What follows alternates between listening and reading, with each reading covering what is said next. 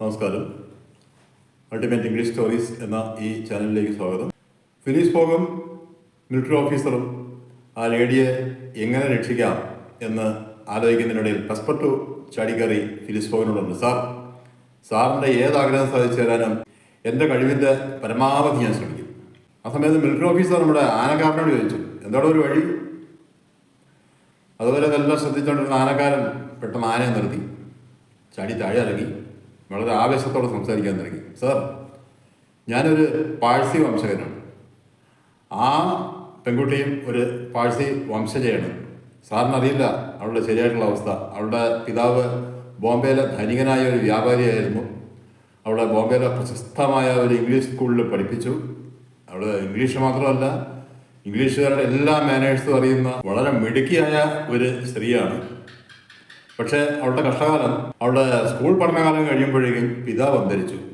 അവളുടെ ചില ബന്ധുക്കളാണ് ഈ കിഴവൻ രാജാവുമായിട്ട് ആ കല്യാണം നടത്തിയത്. അവൾക്ക് ഒട്ടും താല്പര്യം ഉണ്ടായിരുന്നില്ല, നിർബന്ധിച്ച് നടത്തിയതാണ്. ഇനി ഒരു കാര്യം നിങ്ങൾക്കറിയോ, ഈ രാജാവിൻ്റെ ശവസംസ്കാരം ഇന്നലെ കഴിയേണ്ടതായിരുന്നു. കാരണം മിനിഞ്ഞാന്നാണ് അയാൾ മരിച്ചത്. പക്ഷേ ആ സ്ത്രീക്ക് അറിയാമായിരുന്നു അവൾക്ക് സതി അനുഷ്ഠിക്കേണ്ടി വരുമെന്ന്. അതുകൊണ്ട് അവൾ ഒളിച്ചോടി. പക്ഷേ ബന്ധുക്കൾ, അവളുടെ ബന്ധുക്കളും രാജാവിൻ്റെ ബന്ധുക്കളും ഒക്കെ കൂടി തിരഞ്ഞ് അവളെ കണ്ടുപിടിക്കുകയായിരുന്നു. ഇപ്പം അവൾ ആ സോൾജേഴ്സിൻ്റെ ഇടയിൽ ഇങ്ങനെ ശാന്തയായി നടക്കുന്നത് കണ്ട് നിങ്ങൾ തെറ്റിദ്ധരിക്കണ്ട. അവളെ കറുപ്പ് കൊടുത്ത് മയക്കിയിരിക്കുകയാണ്. കറുപ്പിൻ്റെ മയക്കത്തിലാണ് അവളാ നടക്കുന്നത്. അല്ലാതെ ഈ സതി അനുഷ്ഠിക്കാൻ യാതൊരു താല്പര്യവും അവൾക്കില്ല. വീണ്ടും മിലിറ്ററി ഓഫീസർ ചോദിച്ചു, എന്താണ് ഒരു മാർഗം? നമുക്ക് തൽക്കാലം ഈ സതി നടക്കുന്ന സ്ഥലത്തേക്ക് പോകാം. എനിക്കറിയാം, ഒരു അമ്പലത്തിൻ്റെ അടുത്ത് വെച്ചാണ് നടക്കുന്നത്. ആ അമ്പലത്തിലേക്ക് നമുക്ക് പോവാം. ആനയെ ആ ഘോഷയാത്ര പോയ വഴിയെ ആനക്കാരൻ തിരിച്ചു. അവർ ആ വഴി മുന്നോട്ട് പോയി. ആൾക്കൂട്ടത്തിൻ്റെ ബഹളം കേൾക്കാൻ തുടങ്ങി. അധികം വേഗത ദൂരെ ഒരു അമ്പലം കണ്ടു. ആ അമ്പലത്തിൻ്റെ പരിസരത്തായിട്ട് ആ രഥം നിൽപ്പുണ്ട്. പൂജാരികളും ഭടന്മാരും എല്ലാം ഉണ്ട്. രാജ്ഞിയെ മാത്രം കണ്ടില്ല. അവളെ ആ അമ്പലത്തിൻ്റെ അകത്താക്കിയിരിക്കുകയാണ് എന്ന് ഫിലിസ് ഫോഗ് ആൻഡ് ടീം ഊഹിച്ചു. ആ അമ്പലത്തിന് ഏകദേശം ഒരു 150 മീറ്റർ അപ്പുറത്തായിട്ട് ഒരു ആനയെ കാട്ടിനകത്തേക്ക് മാറ്റി അവരും അവിടെ നിന്ന് രംഗങ്ങൾ വീക്ഷിക്കുകയാണ്. നേരെ ഉരുട്ടി കഴിഞ്ഞപ്പോൾ ആനക്കാരൻ്റെ നേതൃത്വത്തിൽ അവർ മെല്ലെ മുന്നോട്ട് നീങ്ങി. ആനയെ മാത്രം അവിടെ കെട്ടിയിട്ടിരുന്നു. ആ 4 പേരും കാട്ടിൻ്റെ മറപറ്റി നടന്ന് അമ്പലത്തിൻ്റെ പരിസരത്തെത്തി. അമ്പലത്തിന് മുമ്പിലുള്ള ഒരു മൈതാനത്ത് ചിത ഒരുക്കിയിട്ടുണ്ട്. ആ ചിതയിൽ രാജാവിൻ്റെ ശരീരം കിടത്തിയിട്ടുണ്ട്. ഫുൾ മേക്കപ്പിലാണ്. രാജകീയമായ ഡ്രസ്സ്, ആഭരണങ്ങൾ, കിരീടം എല്ലാം ഉണ്ട്. രാജാവ് കിടക്കുന്നു. അമ്പലത്തിൻ്റെ മുമ്പിലായിട്ട് പന്തവും അതുപോലെ ആയുധങ്ങളും ഒക്കെ ആയിട്ട് ഭടന്മാർ നിൽപ്പുണ്ട്. അമ്പലത്തിൻ്റെ അകത്ത് ആ സതി അനുഷ്ഠിക്കുന്ന സ്ത്രീയെ പാർപ്പിച്ചിരിക്കുകയാണ്. അവരൊരു കാരണവശാലും രക്ഷപ്പെടാതിരിക്കാനാണ് ഈ കാവൽ. ഇത്രയും കാര്യങ്ങൾ അവർക്ക് മനസ്സിലായി. അവർ ഇവിടെ ഒന്ന് ആലോചിച്ചു, എന്താണൊരു മാർഗം? ആയുധധാരികളായ ഭടന്മാർ നിൽക്കുകയാണ്. നേരെ അകത്ത് കയറി അവളെ രക്ഷിക്കുക എന്ന് പറയുന്നത് പ്രാക്ടിക്കലല്ല. അല്പനേരം ആലോചിച്ച ശേഷം അവരൊരു തീരുമാനത്തിലെത്തി. ആ കാടിൻ്റെ മറനെറ്റി തന്നെ നടന്ന് അമ്പലത്തിൻ്റെ പുറകുവശത്തെത്തുക. അതിനുശേഷം അമ്പലത്തിൻ്റെ ഭിത്തിയിൽ ഒരു ദ്വാരം ഉണ്ടാക്കി അകത്ത് കയറി ആ പ്രാണിയെ രക്ഷിക്കുക എന്നൊരു നിഗമനത്തിൽ അവരെത്തി. അമ്പലത്തിൻ്റെ പുറകെ എത്തി. തുരങ്കം ഉണ്ടാക്കാമെന്നൊക്കെ പറഞ്ഞു. പക്ഷെ ആകെ കയ്യിലുള്ള ആയുധം എന്ന് പറയുന്ന ഓരോരുത്തരുടെയും പോക്കറ്റിൽ ഓരോ ചെറിയ കത്തിയുണ്ട്. പോക്കറ്റ് നൈഫ് എന്ന രീതിയിലുള്ള 4 കത്തികൾ, വേറൊന്നുമില്ല. പക്ഷെ ഒന്ന് പരിശോധിച്ചപ്പോൾ അവർക്ക് മനസ്സിലായി ആ അമ്പലം നിർമ്മിച്ചിരിക്കുന്നത് ഇഷ്ടികയും ചെളിയും ഉപയോഗിച്ചാണ്. അതുകൊണ്ട് ഇത് തുരങ്കം ഉണ്ടാക്കാൻ അത്ര വലിയ വിഷമമില്ല. പസ്പെർട്ടുവും മ്ലാനക്കാരനും കൂടി അവിടെ ഇരുന്ന് ആ ചെളിയെല്ലാം കുത്തി നീക്കി ഓരോ ഇഷ്ടിക അവിടെ നിന്ന് മാറ്റാൻ തുടങ്ങി. ഒരു 2 അടി സമയത്തിൽ ഇഷ്ടിക മാറ്റിക്കഴിഞ്ഞാൽ അകത്ത് കയറാം. പക്ഷേ ഒരു 3-4 ഇഷ്ടിക മാറ്റുമ്പോഴേക്കും അമ്പലത്തിൻ്റെ അകത്തുനിന്ന് ഒരു ബഹളം. റാണി രക്ഷപ്പെടാൻ ശ്രമിച്ചതായിരിക്കാം, അതല്ലെങ്കിൽ മറ്റെന്തെങ്കിലും ആയിരിക്കാം. എന്താണെന്ന് അവർക്കൊന്നും മനസ്സിലായില്ല. പക്ഷെ അപ്പോഴേക്കും ഭടന്മാർ ഈ അമ്പലത്തിന് ചുറ്റും റോന്തി വിട്ടാൻ തുടങ്ങി. അവർ പെട്ടെന്ന് കാട്ടിനുള്ളിലേക്ക് വലിഞ്ഞു. അവിടെ ഇരുന്നുകൊണ്ട് അവർ വീണ്ടും പരിസരം വീക്ഷിക്കാൻ തുടങ്ങി. പക്ഷേ ഈ സമയമായപ്പോഴേക്കും ഭടന്മാർ അമ്പലത്തിന് ചുറ്റും ആയുധങ്ങളും പന്തവും ഒക്കെ ആയിട്ട് നടക്കാൻ തുടങ്ങി. ഇനി ആ തുരങ്കം കംപ്ലീറ്റ് ചെയ്യാൻ പറ്റില്ല എന്ന് അവർക്ക് മനസ്സിലായി. ആകെ ഒരു സമാധാനമുള്ളത് ആ തുരങ്കം നിർമ്മിക്കാൻ തുടങ്ങിയ ഭാഗത്ത് കുറച്ച് കുറ്റിച്ചെടികൾ വളർന്നു നിൽപ്പുണ്ട്. അതുകൊണ്ട് ഭടന്മാർ ആ തുരങ്കം നിർമ്മിക്കാൻ തുടങ്ങിയത് കണ്ടിട്ടില്ല. എന്തെങ്കിലും അവിടെ കൂടുതൽ ഡീറ്റെയിൽ ആയിട്ടുള്ള സെർച്ച് നടന്നേനെ അവരെ പിടിച്ചേനെ. ഭാഗ്യത്തിന് അതുണ്ടായില്ല.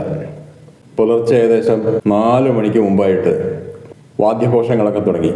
അവർ നോക്കുമ്പോൾ ആ സ്ത്രീയെ ആനയിച്ച് പുറത്തേക്ക് കൊണ്ടുവന്ന് ആ ചിതയ്ക്ക് അടുത്തേക്ക് കൊണ്ടുപോവുകയാണ്. ഫിലിസ് ഫോഗ് പെട്ടെന്ന് ചാടി എണീറ്റു. ഒന്നിനും ഏതിനും ദേഷ്യപ്പെടാത്ത, അതുപോലെ ടെൻഷനാവാത്ത ആ മനുഷ്യൻ വളരെ ആവേശത്തോടെ ചാടി എഴുന്നേറ്റു. മിലിറ്ററി ഓഫീസർ അദ്ദേഹത്തിൻ്റെ കയ്യിൽ കയറി പിടിച്ചു.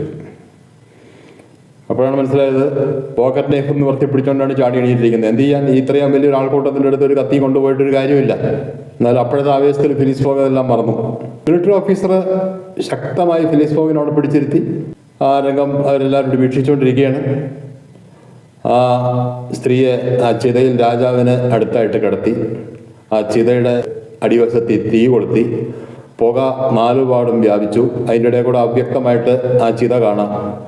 പെട്ടെന്നാണ് എല്ലാവരെയും ഞെട്ടിച്ചുകൊണ്ട് രാജാവ് ചാടി എഴുന്നേൽക്കുന്നു. കിരീടവും ചെങ്കോലും ആടയാഭരണങ്ങളും എല്ലാമായി രാജാവ് ചാടി എഴുന്നേൽക്കുന്നു. ജനത്തിൻ്റെ അവസ്ഥ അറിയാമല്ലോ. 4 പാടും ഞെട്ടിത്തെറിച്ച് ജനങ്ങൾ ഓടുകയാണ്. മരിച്ചു കിടക്കുന്ന രാജാവ് ഇതാ ചാടി എണീറ്റിരിക്കുന്നു. അദ്ദേഹം ആ സ്ത്രീയെ പിടിച്ചെഴുന്നേൽപ്പിക്കുന്നു. രണ്ടാളും കൂടി പുറത്തേക്ക് നടക്കുന്നു. ആകെ അങ്കലാപ്പ്. എല്ലാവരും ഓരോ ഭാഗത്തേക്ക് ഓടി രക്ഷപ്പെട്ടു. ഫിലിസ് ഫോഗും മിലിറ്ററി ഓഫീസറും നമ്മുടെ ആനക്കാരനും ഒക്കെ അങ്ങനെ അന്തം വിട്ടിരിക്കുകയാണ്. ഇതെന്താണ് സംഭവിക്കുന്നത് എന്ന് മനസ്സിലാവാതെ. അപ്പോഴാണ് അവരെ കൂടുതൽ ഞെട്ടിച്ചുകൊണ്ട് കാട്ടിൻ്റെ അകത്ത് ഒളിച്ചിരിക്കുകയാണ്. അവർ ഒളിച്ചിരിക്കുന്ന ഭാഗത്തേക്ക് രാജാവ് ആ സ്ത്രീയുടെ കയ്യും പിടിച്ചുകൊണ്ട് വരുന്നു. അവർ എന്ത് ചെയ്യണമെന്നറിയാതെ ഇങ്ങനെ അത്ഭുത സ്തബ്ധരായി നിൽക്കുന്ന സമയത്ത് രാജാവ് അടുത്ത് വന്നിട്ട് പറഞ്ഞു, പോകാം. ആ ശബ്ദം കേട്ട് അവർക്ക് അത് പെസ്പെർട്ടുവിൻ്റെ സ്വരം പോലെ ഒരു തോന്നൽ. പെസ്പെർട്ടു വരുന്ന ഭാഗത്തേക്ക് അവർ നോക്കി. പെസ്പെർട്ടു അവിടെ ഇല്ല. സംഭവിച്ചതായിരുന്നു, ഈ ആൾക്കൂട്ടം ആ സ്ത്രീയെയും കൊണ്ട് നടക്കുന്നതിനിടയിൽ പെസ്പെർട്ടുമെല്ലാം ഇരുട്ടിൻ്റെ മറപറ്റി ആ ചിതയിൽ പ്രവേശിച്ച് രാജാവിൻ്റെ ഡ്രസ്സും കാര്യങ്ങളുമൊക്കെ ഊരി സ്വയം അണിഞ്ഞു. ജനങ്ങളുടെ ശ്രദ്ധ മുഴുവൻ ആ സ്ത്രീയിലായിരുന്നുകൊണ്ട് ഇതാരും ശ്രദ്ധിച്ചില്ല. രാജാവിൻ്റെ സ്ഥാനത്ത് പെസ്പെർട്ടു കിടന്നു. അവർ വന്ന് കിടന്നപ്പോൾ അവരെ എണീപ്പിച്ചുകൊണ്ട് പെസ്പെർട്ടു ഇറങ്ങി നടന്നു. ഇതാണ് സംഭവിച്ചത്. ഏതായാലും എല്ലാവരും അവിടെ നിന്ന് എണീറ്റു.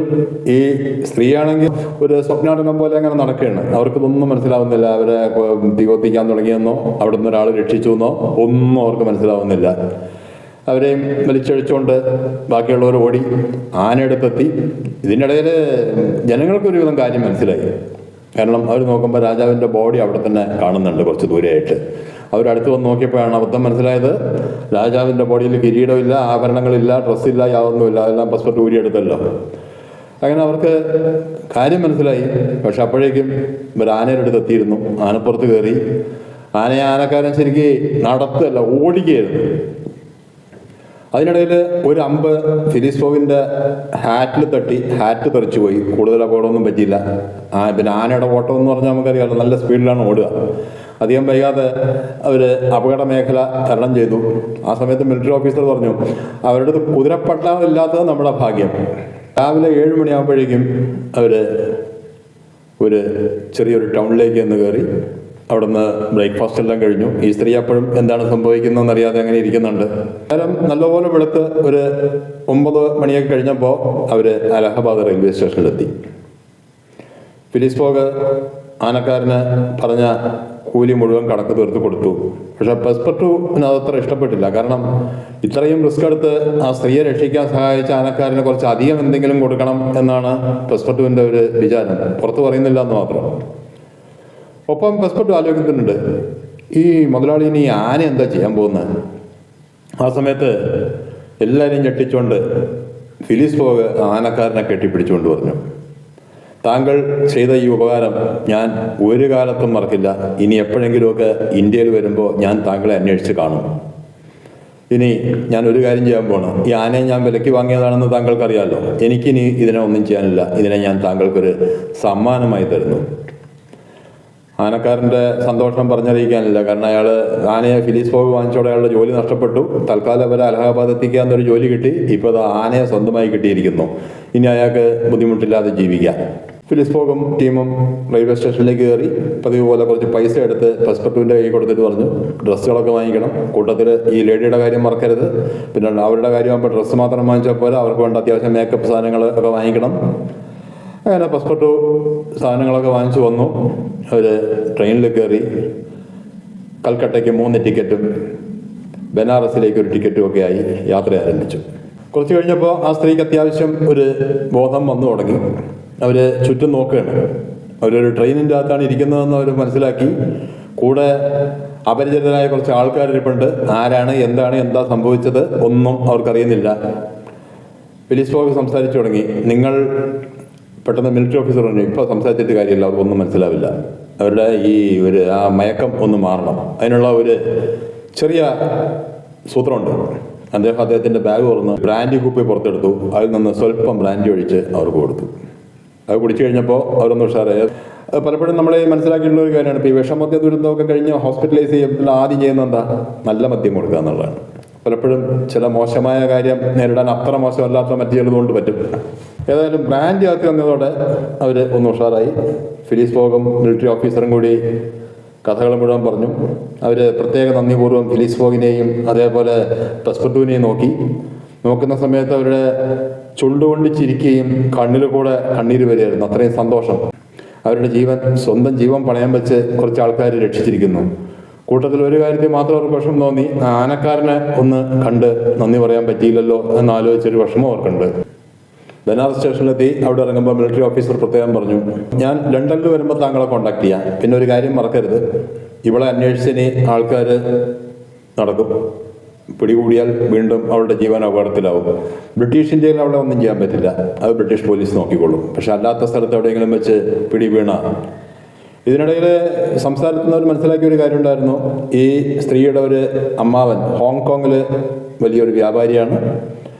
അതുകൊണ്ട് ഫിലിസ് ഫോഗ് തീരുമാനമെടുത്തു, പോകുന്ന വഴിക്ക് ഹോങ്കോങ്ങിലെത്തി അവരുടെ അമ്മാവനെ കണ്ടുപിടിച്ച് ആ സ്ത്രീയെ അയാളെ ഏൽപ്പിക്കണം. കൽക്കട്ട റെയിൽവേ സ്റ്റേഷനിലെത്തി. അതിനിടയിൽ അവരുടെ പേര് എന്താണെന്ന് ഫിലിസ് ഫോഗ് ചോദിച്ച് മനസ്സിലാക്കിയിരുന്നു. ഓഡ എന്നാണ് അവരുടെ പേര്. അത് അവരുടെ അച്ഛൻ ഇംഗ്ലീഷ് രീതിയിൽ ഒരു പേരിട്ടിരുന്നു. ആ പേരിൻ്റെ അർത്ഥം ശരിക്ക് കൂടുതൽ പെട്ടെന്ന് സ്ട്രൈക്ക് ചെയ്ത് പസ്പെർട്ടുവിനാണ്. കാരണം അത് വാസ്തവത്തിലൊരു ഫ്രഞ്ച് നെയിമാണ്. പയർവള്ളി എന്നാണ് ആ വാക്കിൻ്റെ ശരിയായിട്ടുള്ള അർത്ഥം. നമ്മൾ ഈ മലയാളത്തിൽ ലത എന്നൊക്കെ പേരിടുന്ന പോലെ അവളുടെ അച്ഛൻ സ്നേഹപൂർവ്വം ഇട്ടൊരു പേരാണ് ഓട. ഉച്ചയ്ക്ക് 12 മണിയോടെ അവർ കൽക്കട്ട റെയിൽവേ സ്റ്റേഷനിൽ ഇറങ്ങി. വൈകുന്നേരം 4 മണിക്ക് ഹോങ്കോങ്ങിലേക്കുള്ള സ്റ്റീമർ യാത്ര ആരംഭിക്കും. ആ സമയത്ത് ഫിലിസ് ഫോഗ് അയാളുടെ കണക്ക് പുസ്തകമൊക്കെ എടുത്ത് നോക്കി. ബോംബെയിലെത്തുമ്പോൾ 2 ദിവസം നേരത്തെ ആയിരുന്നു. ഇപ്പോൾ ആ 2 ദിവസം നഷ്ടപ്പെട്ടിരിക്കുന്നു. വീണ്ടും വിചാരിച്ച ടൈം ടേബിളിൽ തന്നെ കൽക്കട്ടയിൽ നിന്ന് യാത്ര തുടങ്ങുകയാണ്.